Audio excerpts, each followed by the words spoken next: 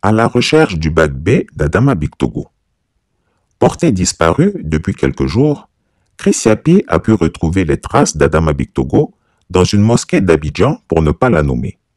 Depuis un certain moment, un surprenant regain de religiosité et de piété lui impose d'aller prier au moins les vendredis pour qu'il soit vu sapé dans un grand boubou blanc impeccable qui n'empêche pourtant pas son bocho rebondi d'y remuer allègrement. Chris Yapi l'a donc aperçu dans une longue tirade avec un jeune imam.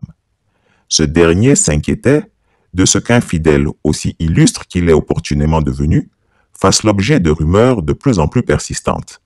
Lesquelles rumeurs signaient et persistaient que le nouveau propriétaire du tabouret du perchoir n'était qu'un fieffé menteur, un faussaire et un drogué qui aurait inventé de toutes pièces cette histoire de bac B qu'il aurait obtenue à Agoville.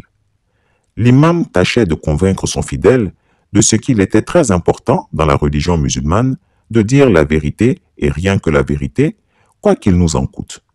Il a donc suggéré à Adama Bictogo qu'il serait bénéfique pour la communauté musulmane et le grand musulman qu'il est devenu, comme en atteste le gros boubou qu'il avait porté, que celui-ci leur remette une copie de son bac B afin que les fidèles, une fois largement informés, soient soulagés et au-delà, toute la Côte d'Ivoire le soit. Quelle ne fut la surprise de notre jeune imam d'entendre Adama se muer subitement en moufti, en érudit et exégète du Coran. S'appuyant selon lui sur une sourate dont il ne donna guère les références, il prétendit qu'Allah demande aux croyants de ne point le mettre à l'épreuve. Il a eu le culot de la réciter d'une voix à peine audible, dans un arabe qui ressemblait plus à du charabia, et qui dit que nul humain ne doit défier Dieu, car toute la puissance appartient à Dieu. Ce serait donc en application de la dite sourate qu'il a décidé de garder le silence sur l'affaire de son bac B, qu'il l'a brillamment obtenu, mais cette fois à l'Académie de Créteil en France. Je suis un homme de travail. Je travaille. Je suis parti de rien, moi. Hein. Mais simplement, je vous ai dit que j'ai fait mon bac à Paris, aller à l'Académie de Créteil. Mon bac qui est, vous allez le trouver, j'ai fait l'Université de Créteil. Je pense que, bon, ceci étant, je n'ai pas fait Harvard, je n'ai pas fait ci, mais je suis très fier. Emporté par sa diatribe, il s'est laissé aller, révélant à l'imam stupéfait que Dieu lui a parlé 3 fois en songe. Il a juré qu'Allah lui a formellement interdit de montrer son bac et que lui, pauvre créature obéissante, ne pouvait faire autrement que d'exécuter la volonté divine.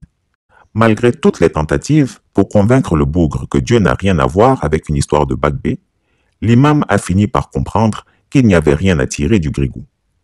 Chers auditeurs, comprenons-nous bien.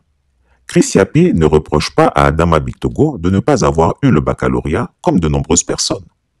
Non, je lui reproche de mentir et d'avoir obtenu des postes dans l'appareil d'État sur la base d'un CV mensonger et en faisant de la fraude au diplôme. C'est un parjure, un faux et usage de faux, punissable par la loi.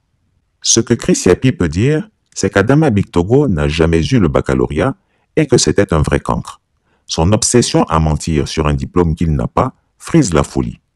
Tout le monde sait très bien que lorsqu'un être humain parle à Dieu, c'est ce qu'on appelle la prière. Il prie. Mais quand Dieu parle directement à un être humain, c'est ce qu'on appelle la folie. En réalité, il devient fou. Peut-être que finalement, notre illustre Bochoman n'est pas loin de la folie et croit vraiment qu'il a passé et réussi son examen du baccalauréat à la Tour Eiffel de Paris. Le 27 janvier, quand le congrès finit le 26 janvier, le 27 janvier, si tu n'as pas le bac B, tu libères le tabouret. Tu es président, tu es député, mais dès lors que tu es président d'institution, si tu n'as pas le bac B, tu libères le tabouret. Tu es conseiller économique. Si tu n'as pas le bac B, tu libères le tabouret. C'est ça la clarification. Chris Yapi ne ment pas. Retrouvez Chris Yapi sur ses 2 chaînes YouTube, échangez avec lui dans la section communauté de ses chaînes YouTube. Retrouvez-le également sur sa chaîne Dailymotion, Instagram et Mediapart.